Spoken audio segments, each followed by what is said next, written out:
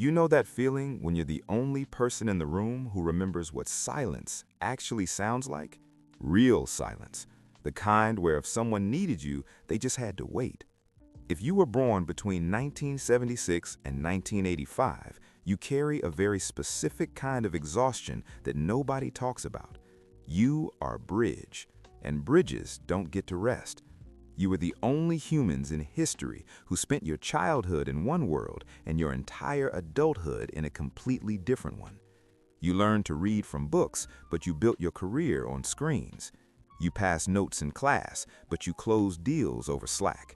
Researchers call you Xennials, and your brain developed in an analog environment. No smartphones, no constant stimulation. Your neural pathways were built during unstructured play and boredom. And then, right as you entered adulthood, the entire operating system of human interaction changed overnight. This did something to your brain that no other generation experienced. You can code switch between two completely different versions of reality. But here's the part nobody tells you. You've been conscripted into a role you never asked for. You've noticed it, haven't you? At work, in your family. You are the translator. You're the one explaining patience to Gen Z and texting to boomers. Psychologists call this habitual emotional labor. You absorb the friction between two centuries so smoothly that nobody even realizes you're doing it. You are the shock absorber, and shock absorbers wear out. You feel it in that low-level anxiety you can't quite name, the one that makes you keep a backup plan for your backup plan. There's a reason. You entered the workforce at the exact moment the old promise died. .com crash, 2008, pandemic. While other generations saw these as anomalies, your brain recorded them as a pattern. This is called the scarring effect. You can't fully relax even when things are going well because your nervous system remembers the floor dropping out. And if you're thinking, how does this person know exactly how I feel? Hit that like button right now, because what comes next is going to make everything click. Here's your superpower nobody talks about.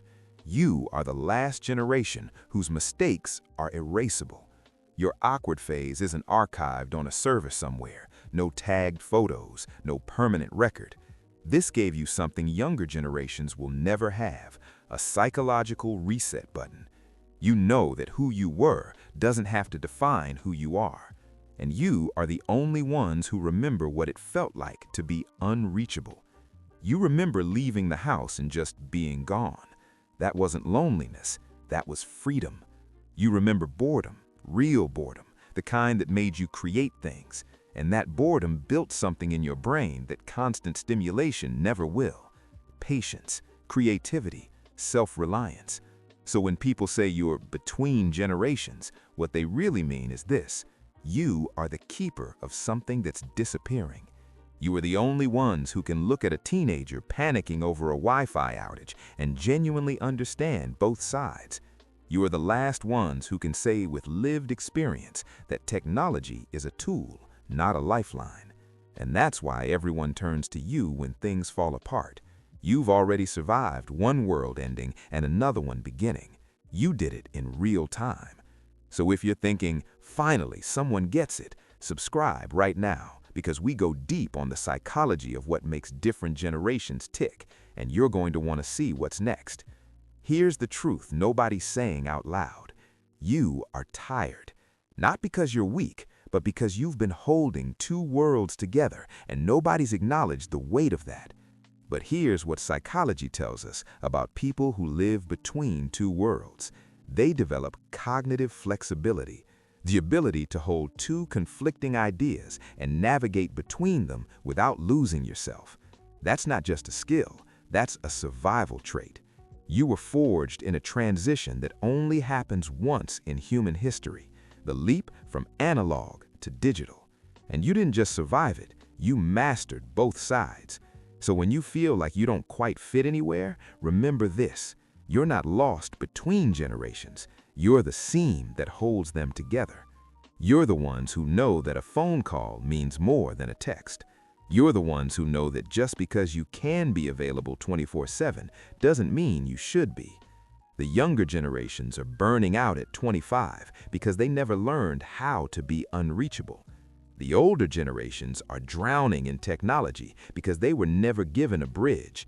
And you are the bridge, not because you're stuck, but because you're strong enough to hold both sides.